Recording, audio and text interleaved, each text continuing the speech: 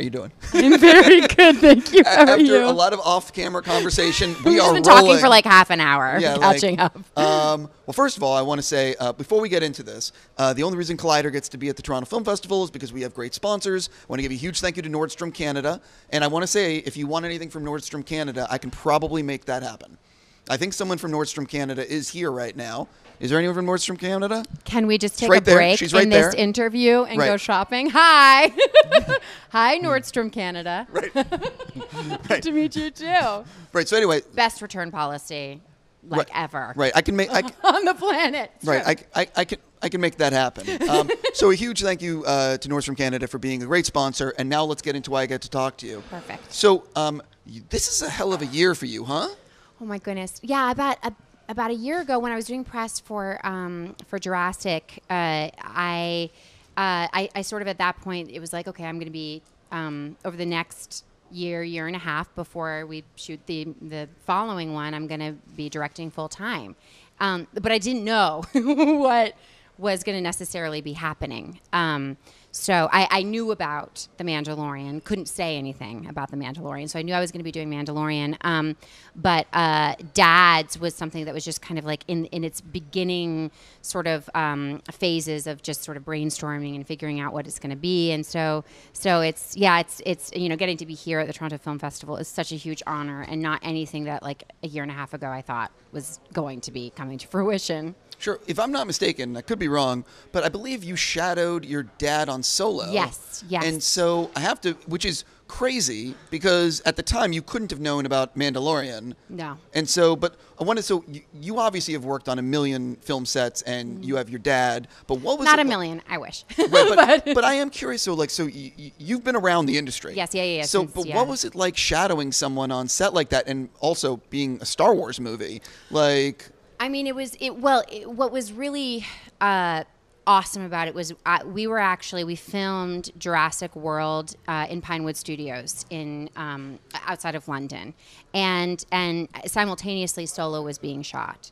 And so there were a lot of people who were working on both crews. I mean, it's sort of like with like the Frank Marshall, Kathy Kennedy, like it's, they feel like cousins. Steven Spielberg, George and his relationship with Steven, like the two movies, Jurassic and Star Wars, just in my mind, it's like I'm like their first cousins. Sure. And at least that's how I've organized them in my head. And so, and again, like a lot of the same visual artists, a lot of, it's like they're living on the same block. I'm going to stop with the metaphors, but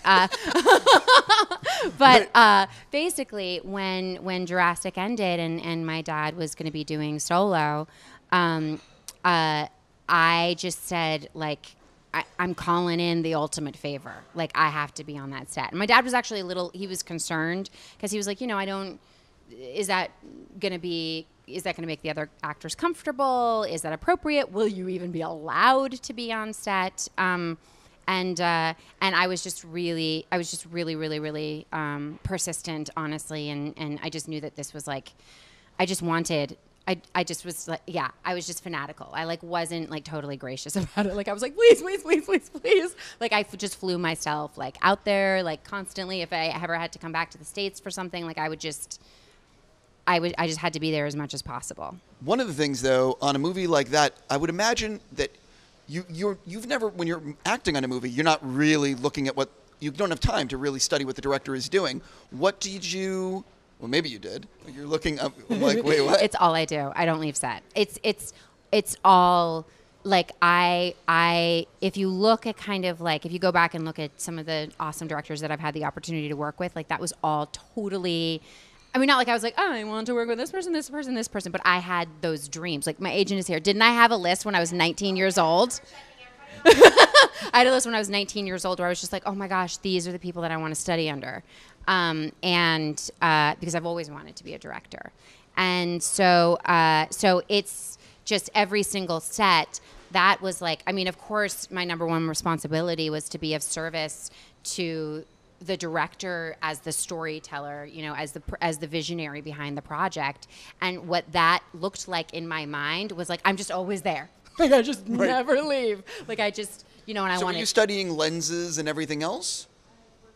Okay, Yeah. so you went hardcore. For instance, one of the reasons why I was excited to work with Lars von Trier was not just Lars von Trier, although I was very excited to work with him. His DP is a guy named Anthony Dodd Mantle. And Anthony it was one of the first cinematographers who was really, really, really kind of pushing what was possible in terms of, cameras within the digital medium. And so, like, I was 22 years old when I did that movie, and I remember being like, oh my gosh, like, he's going to be, like, I get to talk to him. And he had been working with, like, Harmony Korine, and, like, he was one of, like, the Dogma 95 guys. Sure. And I loved Dogma 95. I refer to, like, all the time now. I'm like, oh, like, give me Dogma 95 right now. But anyway, so I remember, like, just cornering him on the set and just being like, what is happening? What are you going to do about the flicker effect? Like how is this medium going to evolve? And kind of the opposite version of that was on my first movie was Roger Deakins, who shot it. And Roger Deakins shot Beautiful Mind. And so I was just always on the set of Beautiful Mind. Roger was here this morning. What? Yes. Exactly. I have something to tell you when the camera stops in a second. Great. I can't wait. But it was, so it's the cinematographers, the directors, other actors. I mean, I just wanted to just be in situations where creative people were being courageous and daring and imaginative and just pushing things forward, So sure. It's just been I don't like to sit in my trailer, and when I'm wrapped, I often do not leave. Once I had kids, like that obviously shifted to a certain degree. I heard the kids are important. But, because kids are a priority, know. But before that point, like when I would be done shooting, like there was no way that I was leaving set. And my dad talked about that a lot too. He was like, go there on a day, don't just stay. Go there on a day when you are not on the call sheet, and you can truly be an observer, and you can truly watch, and no one feels like they have to take care of you. And then you're going to get a really good sense of everything. And so I always do that on every single movie. I just realized. So jumping into you have your film here is Dad's. Yes. Everyone watching this interview will most likely not have seen the movie yet. Yes. So let's do the generic. What is it about? Perfect. Yeah. Okay. What is it about? Yeah.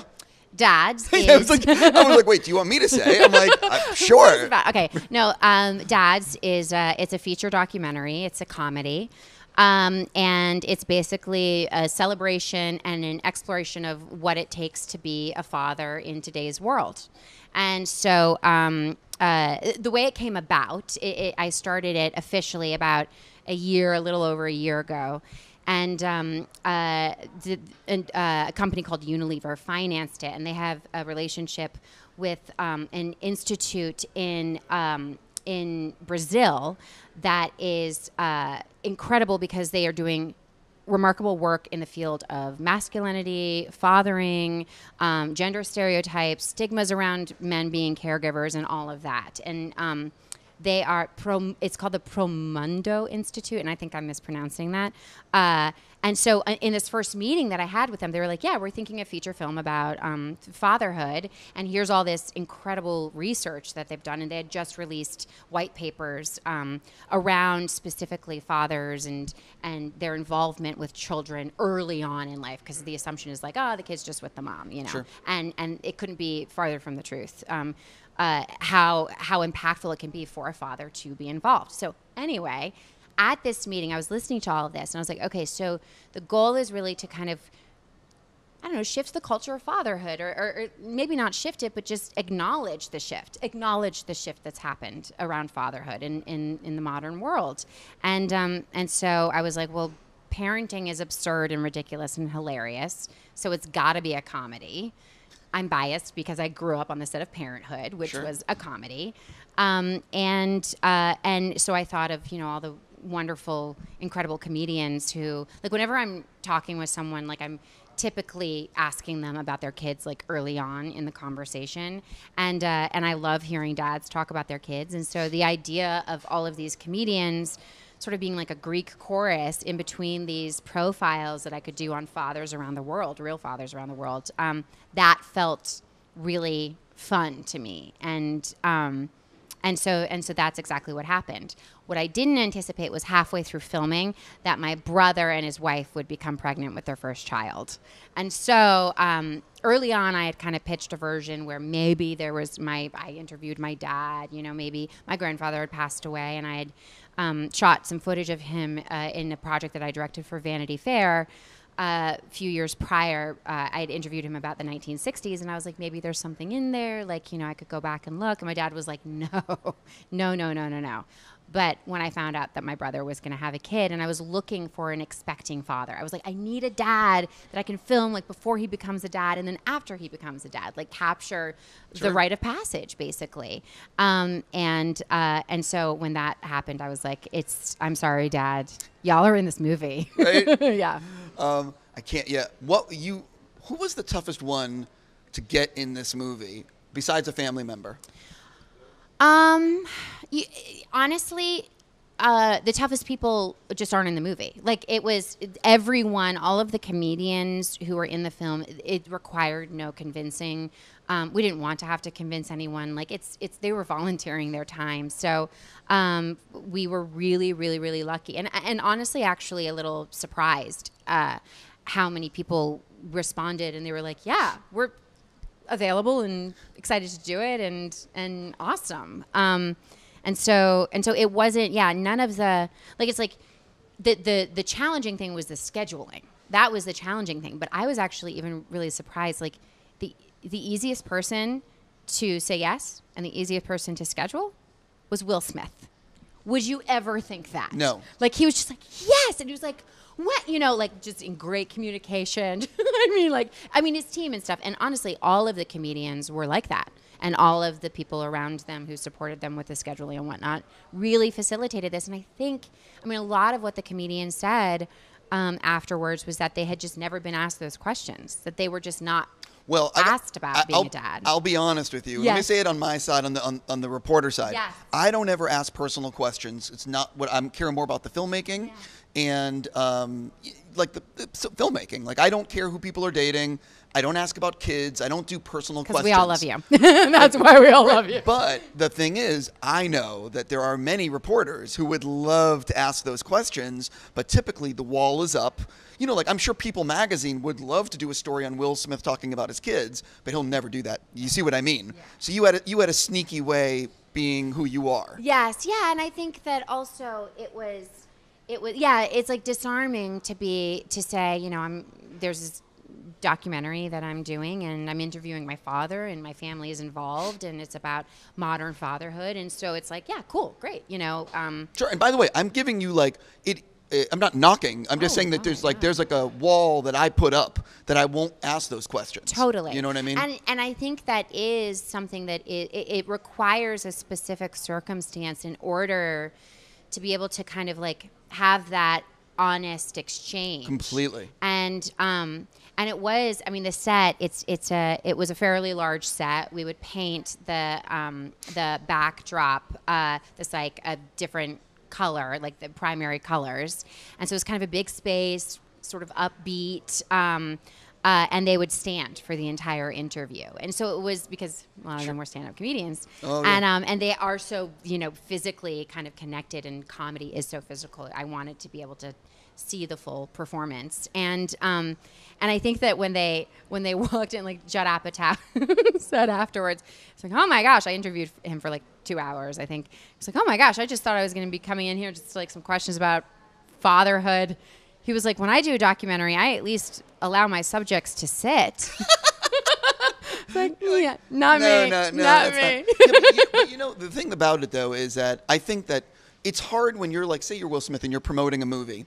It's hard to switch to your kids. And I'm sure even with you, when you're promoting, like when you're going to promote Jurassic or whatever, if someone comes in and all of a sudden wants to spend half the interview talking about your family, I'm sure the wall goes up for you because it's not really what you're mentally prepared for. Yeah, and I think also there's this, our families are so, like, all we want to do is protect them in every way possible. And I think there's this kind of like unspoken trust. You know what? This is actually how I feel like when I go and I'm interviewed by like Conan O'Brien or Fallon or Kimmel. Keep on name dropping. Go on. No. But whenever I do get interviewed, like on one of those shows, there is an understanding because they are more iconic than me. They are huge celebrities that they get like they're not going to go there because they've had to deal with whatever negative repercussions come from living a public life, is the same way as anyone else that they're interviewing. Also, I think I personally, listen, I am the wrong person, but I personally believe in that whole, like, separation of, like, when I talk to an actor, I want to talk about the acting and I want to talk about making the movie. Everyone deserves a private life. Yeah. And I think as well, like a lot of women are, not by you because of, your philosophy around what you are there to do and achieve in your interviews. But, a lot of other circumstances, they will ask women in particular about parenting and how does it takes to, what it takes to balance it all. And those are not questions that are asked of fathers. Completely. And so that's what was so, refreshing, I think, getting to interview all those guys, because they were so, like, you could see that there were no canned answers. Like they were really having to generate these ideas, perhaps for the first time, even, perhaps it was the first time that they had articulated a specific memory or, a parenting philosophy or whatever. And that was exciting. Because you felt like you're like, oh my gosh, we are having a real conversation here. And when you ask someone something and they're like, huh, you always know that what will follow is authentic. Completely. So you did Dads. You then did Mandalorian. You've been studying being a director for a very long time. Mm-hmm. What is coming up? What are you thinking about right now? And do you have something that you just can't talk about yet? There are definitely some things. Oops, sorry. There are definitely something. I'm like, there's some things cooking that I'm very, very, very excited about for the future. Because I've basically, just common sense. It's hard to get the first thing. But once you get the first thing and can show somebody something, right, all of a sudden financiers are like, oh, wait, no, she can do it. Yeah.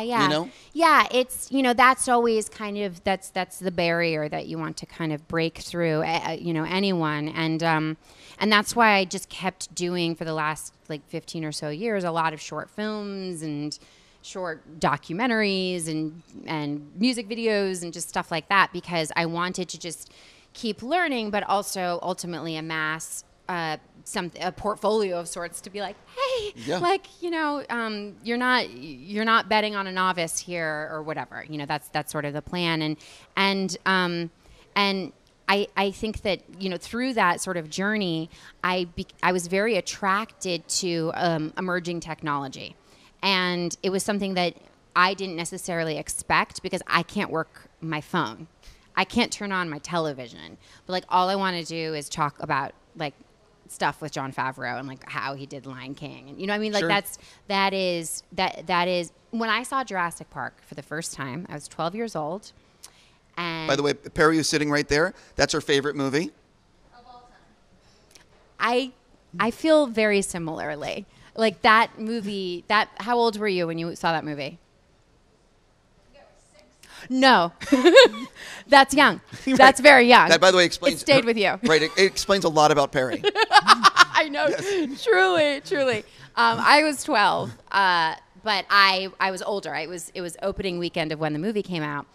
And I remember crying during the film, not because I was scared, not because I was moved by the story, because of the technology, because the dinosaurs were real. And I knew in that moment, it was kind of that overwhelm of, oh my gosh, what I'm feeling, my reptilian part of my brain is getting triggered, and this is a real dinosaur. But also the adrenaline and the rush of, oh my gosh, what is possible in storytelling right now? When Jurassic Park came out, my dad was developing Apollo 13, and he was getting ready to do Apollo 13. And he went to Steven Spielberg, and he was like, how do you think I should do the weightlessness? And Steven mentioned to him this thing called the vomit comet, which is a plane where you fly up and then drop, and you get 27 seconds of weightlessness. And I remember just during this time, my dad was just obsessively trying to figure out how to achieve this. So watching watching Jurassic Park, knowing the mentorship that was happening between Steven and my father, and then also seeing my dad be empowered by this other filmmaker and actually do that thing and use the vomit comet. Incidentally, afterwards, he went to Steven, and Steven was like, "What did you do with the weightlessness?" And my dad was like, "Vomit comet." And Steven was like, "What? You actually did that? That's insane." So it was like, I think I'm very close to my dad. I can't tell. I know, Not God. even a little. Oh man, Right, man, yeah. oh man. But so his passions were a lot of my passions. Like I was also equally passionate about like basketball because my dad loved basketball. So Got it. That's the kind of kid that I was, and so I think that just It's shocking you wanted to be a director. so I mean, shocking. It's really it's crazy. How could that have happened? Right. So now getting the chance to work with Jon Favreau on Mandalorian and Dave Filoni as well, and getting to get deeper and deeper and deeper into that world of what is possible with cinema is. I hope in some way that my future is there, is that I'm getting to work in alongside individuals who are really pushing the medium forward and reaching for breakthroughs and telling beautiful and impactful stories that elevate the medium. That's what I hope. Completely. I basically have to go with you, so I'm trying to think about how I can. Should I have a million other questions? But I guess I'm curious about. When will we find out more about your episode of Mandalorian? I don't know. I know it's coming out November 12th. Sure. Are you? I mean, the series sure. is starting Are you November wrapped 12th. on post? Or do you still have to work on it? There's... You don't even know what you can say. I don't know what I can say. Right. I got it. Okay. I won't pressure you. Everything's on time. It's good. Things are going well. I'll leave, something? We'll talk more when I've seen the episode. Yes. And I cannot wait, which I cannot wait for. I really am. What I will say is in the trailer that came out, there are quite a few shots from my episode. I watched it again and again and again. I should have filmed myself watching that trailer. By the way, yes. I was so because that's the kind of thing that goes viral. Right. Especially with Star Wars fans. What a mistake to Yeah. not film Well, by the way, myself. lesson learned. Here's the thing that I've learned about life, and this is very important. Yes. You can, and I swear I take this advice with me every day. You can never be upset if you screw up. You can only be upset if you screw up doing the same thing twice.